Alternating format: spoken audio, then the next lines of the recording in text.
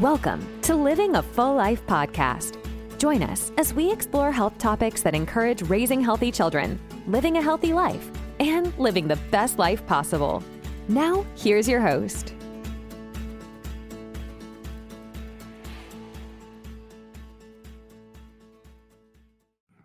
Hello, everyone. Welcome to another week of Living a Full Life. I am Dr. Enrico Dolcecore. I'll be your host.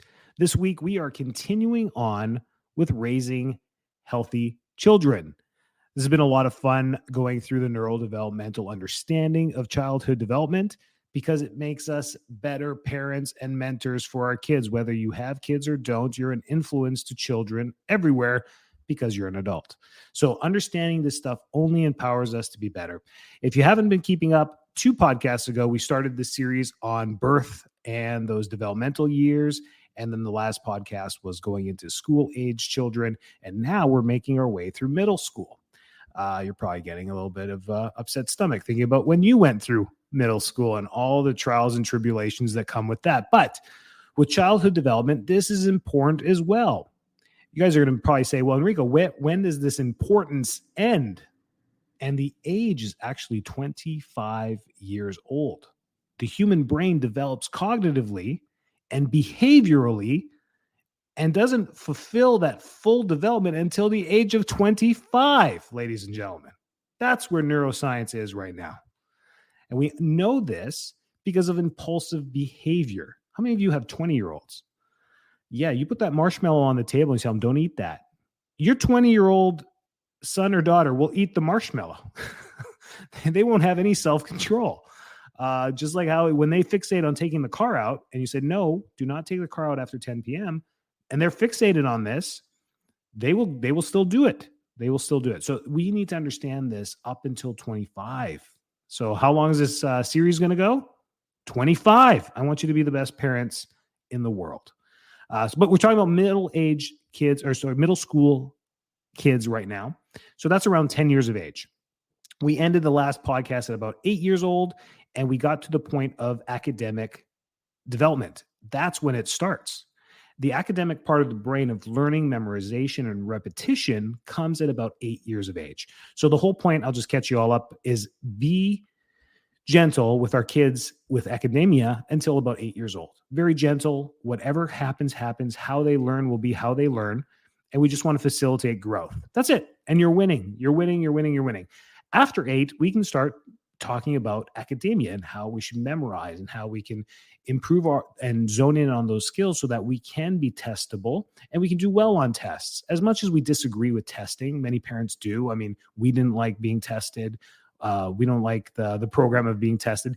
It's okay. It's just the way it is. It's the only way we can evaluate learning in an academic setting. It's really the only way that we've created. There's other ways, but that's not going to change anytime soon. So academia is what it is. So we need to understand what is happening with our children at this time in their life. So 4th grade, 5th grade, 6th grade, 7th grade, around those ages. So we're going to call this one the middle school podcast.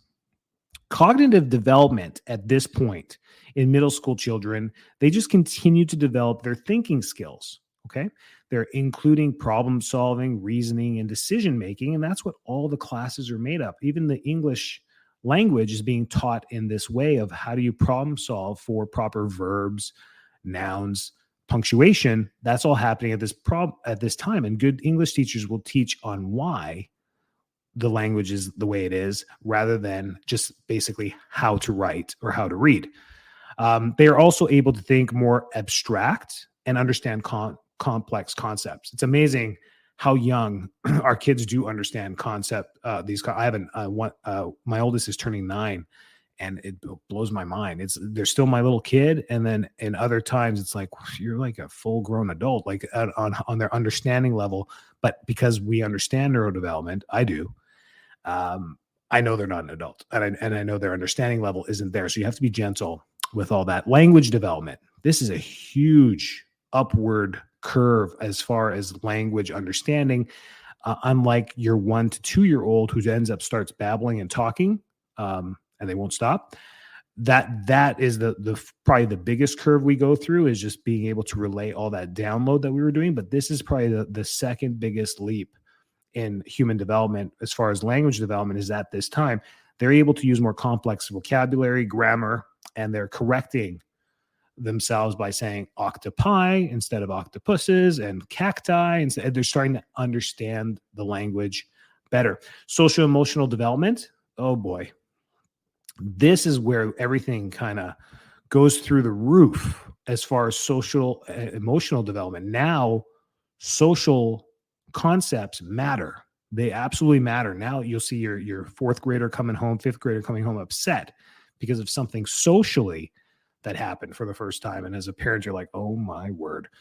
But that's the emotional connection that they're developing. They're starting to self-understand, and they're connecting that to society, which is such a baffling thing, because we've constructed society to be this weird thing, when really all we should be doing is playing in the meadows and chasing each other and having fun and climbing trees. But what we've done is we've created this social concept of sitting in chairs and being proper and manners and all these things that are just not natural. And they're going through that learning phase to get there, to understand how that works. So we have to understand we're squeezing our kids into these molds, and it's super tough.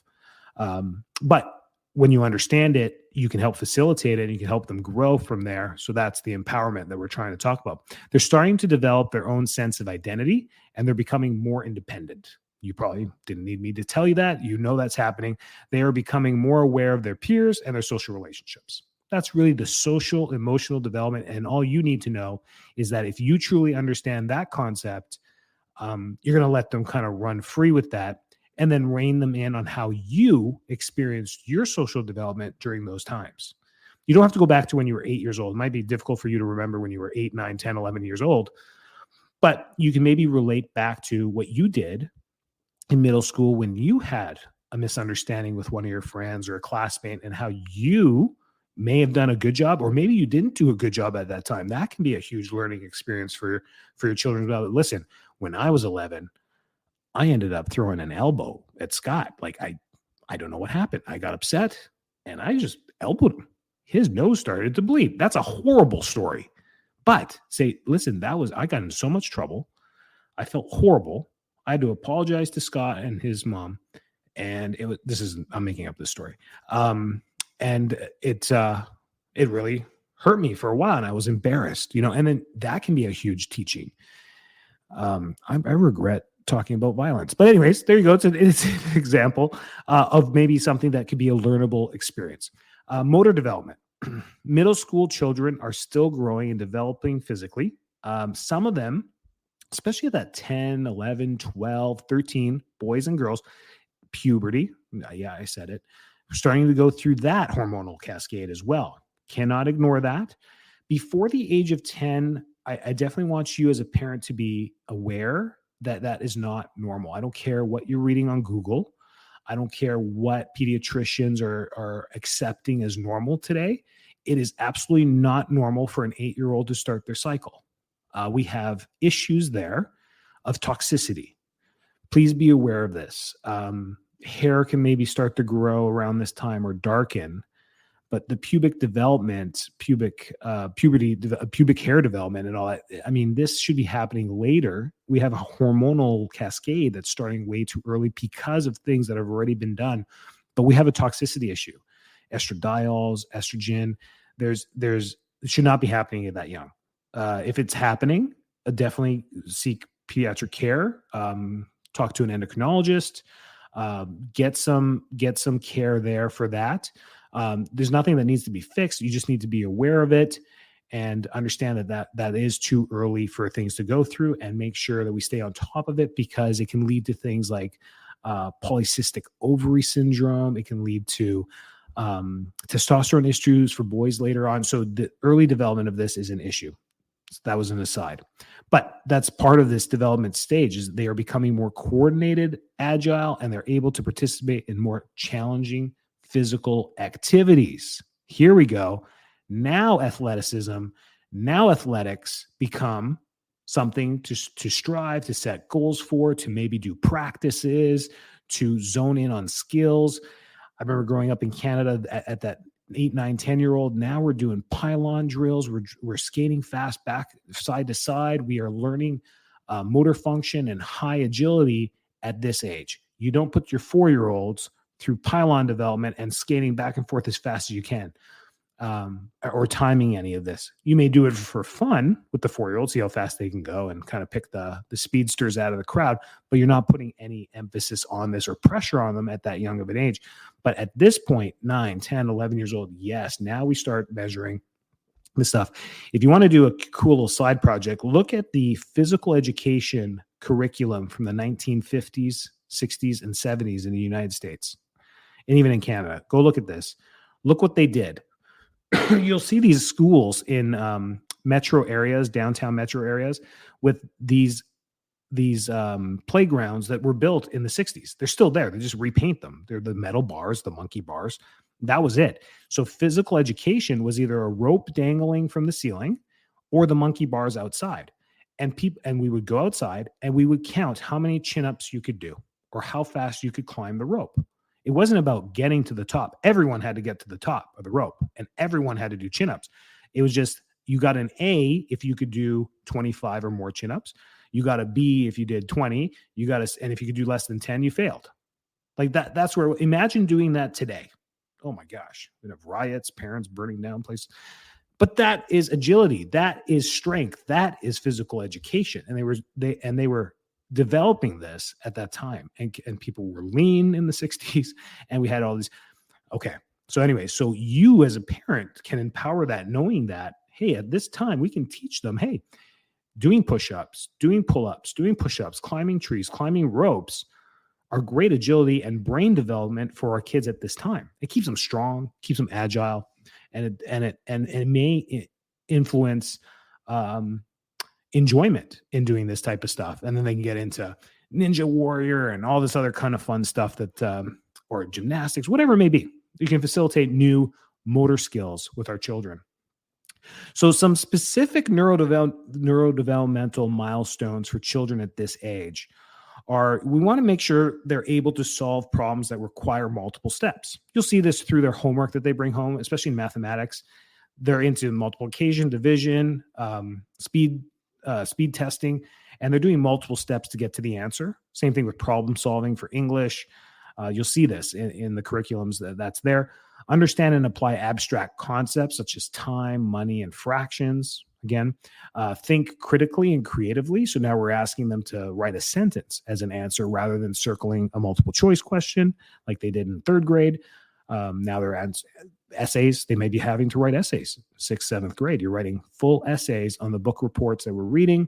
We're using language effectively to express themselves.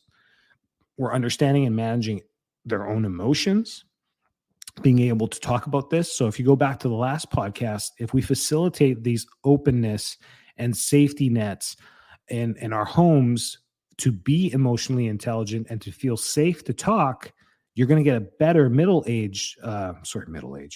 school age kids that form and maintain healthy relationships with peers and adults because of their understanding to manage their emotions. Pretty cool. That's stuff fascinates me up to today. Very cool stuff on how we can neuroplasticity, how the brain is so neuroplastic that we can just sit there and mold it. You can manipulate it. Don't tell me, don't think I'm trying to manipulate the brain. We're trying to facilitate and make it so neuroplastic that it is so adaptable that you're going to reap so many rewards from being emotionally intelligent, physically intelligent, even IQ or academically intelligent. That's fine. I'm talking about mental health intelligence and emotional intelligence and how far that can go for society, folks, not just your children, how far that can ripple the effects. And they form and maintain healthy relationships with peers, participate in physical activities that are challenging but safe. We still want to play the safe card in middle school because as their agility goes up and as their bravery goes up with their bodies to try, and they want to test their bodies. They want to run as fast as they can. They want to try and get to the top of the rope as fast as they can. They want to do this. It's like a new driver. They're probably highly susceptible to getting into an accident. That's really the answer to that, is being safe with this. is that if they're doing it, make sure it's in a gymnasium, safe place with mats. So if they do fall, they're not breaking arms. They're not severely hurting themselves. Your kids are going to get hurt. You know this as a parent. They're going to get hurt, but you can only do so much. But make sure it's just a safe environment for that. And then for you as a parent, as we go through this age, it's a tough one. I'm not there yet, so I'm no professional with my children on this, but I was in middle school and I was a brat. I was a good kid, but that emotional time in there and coming from a home that, I give them a C. If I had to give them a grade for emotional intelligence, for love and happiness and family time, I give them an A for sure. My family did a great job. My parents are still married. I'm lucky and I'm blessed to have them. But when it comes to emotional, it was uncomfortable to communicate emotions. It was for everyone. It was uncomfortable for my parents. It was uncomfortable for me to try and bring it out. And that's the only thing I wish that if I had, I would be much more emotionally intelligent now and wouldn't have to put in so much work now that I do as an adult and as a parent to do that. So if anyone else feels like me, then we're in the same boat together. So that's okay. And then these are the things you learn and hopefully don't pass down to your kids, but make it better for your kids. So provide them with opportunities to learn and explore. Always have opportunities. My 8-year-old just wrote me my first note. It was like a whole page. She's like, it took me 3 days to write that, Dad. And there was some tidbits in there. There's some emotional tidbits in there. She's telling me how much of a rough time third grade has been. Just we're only a couple weeks into school, but I showed my wife. I'm like, and she's like, "Wow!" So I wrote back, and she made a mailbox out of paper. She's like, "I get a mailbox," and so I put it. She was so excited to get that back. And she said, "Thanks for the note, Dad. That was super nice. Great. Did you want to talk about third grade and how tough it is?" "No, but I'll write you if I do." And I was like, "Okay, sweetheart." Just opening up that line of communication and making it safe. Super win. So I'm going to give myself a pat on the back for that. Encourage them to ask questions and think critically. Critically is tough. Critical thinking, I remember, and I look back at this and I thought I was good at it in school, but critical thinking is actually a skill that you have to develop. It's not just given to you. Critical thinking is diving a little bit deeper when we do want to come to a solution. So it's not as easy as just trying to problem solve, because today I just naturally problem solve, but the answers that I come up with are not the most efficient. They're just the quickest and the most logical answers. So logic comes to me quickly, but the critical thinking takes an extra bit of time. So I have to be careful. I have to just think a little bit longer to get to a deeper level of thinking. That's what critical thinking is a deeper level of logic. And that takes time to develop. Now, I wish I had more for you on that. I don't. Let's talk to like a cognitive psychologist. That would be a good person to have on the podcast. Help them develop their problem solving skills. And that's just working with them on problem solving, just helping them kind of go through it, think how they think. They really don't know how to problem solve. Through elementary school, they've learned like simple problems, but getting them through critical thinking and problem solving skills is something you can assist with. It doesn't have to be through homework. It can be through emotional intelligence, like how to problem solve emotionally through social settings. Talk to them about their emotions and help them develop healthy coping mechanisms. I can't stress this enough. If people as adults had better coping mechanisms, we would have less addiction, less problems, healthier communities, healthier villages, stronger neighborhoods. It's just the ripple effect is just so much bigger when children have healthy coping mechanisms. And I understand some people just don't have the upbringing, and there's reasons for how we end up. But if you're in a healthy, home and you've got this time to give to your children, encourage this. These are the things that matter in life, is those healthy mechanisms to understand that fear, anger, happiness, overzealous, joy, exhalation, like all these swings from elated to complete, almost depressed. We can swing between these emotions, but if we understand how to cope with them, we'll stay more neutral in our emotional intelligence, which is great. If you should look into Dr. John Demartini. He's written books on meditation, psychology, chiropractic, a lot of cool stuff. And I've been to a couple of his seminars, and it's stuck with me since. And he described love as not really an emotion. Love is an entity within the body, within our minds. Love is neither positive nor negative, but it is the nucleus to all emotion. So it's the nucleus. It doesn't have a positive or negative. You can love someone that you hate, right? If you've had a toxic relationship with a parent or whatever, or a family member, it's usually close to home. You hate their guts, but there's love. It's crazy how that works. Or you can love someone so much, right? You can be so elated with them and so excited to be with them. And those are all these positive emotions that come out, but love is the nucleus. Love is neither positive nor negative. And then the further away we get away from this love, like fantasy, all the way, we're so elated and our heads are in the clouds because we're so elated and we become fanatical, it's called, where we're in fantasy. This is like dividing, and then we can get so depressed and so angry. We can be so diverse. This is where things like schizophrenia and bipolar syndrome start to come in because we're so away from the nucleus. We get so far away from the center love. And it was really cool. Look him up. You'll love. I think he does a podcast. Very cool stuff. Look him up. That was such a great thing for me. Changed my life. Support their social and emotional development by helping them build positive relationships with peers and adults. I think I'm starting to repeat myself now on these last two podcasts. It's your job to support their social emotional development. Yours, no one else's, not their teachers, not their peers. You don't like what your kids listen to at school and bring home. It's your job. Yes, you cannot control what the other kids say. And the other kids are not bad. The other kids have older siblings. That's the issue. I've learned that in second grade. I was like, Ellie, where did you get that from? Like, what's that from? Oh, from this person. I'm like, but that's a good kid. Like, how do they know? And then my wife right away, they got 3 older brothers. I'm like, that answers all my questions. So it's passed down, right? So it's okay. You can't control that stuff, but you can definitely talk to them about their social emotional development.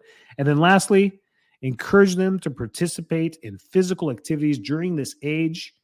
It is like a fork in the road at 10 years of age, whether you either encourage them to be active or they become lazy. Unfortunately, that's the only word I got for you today.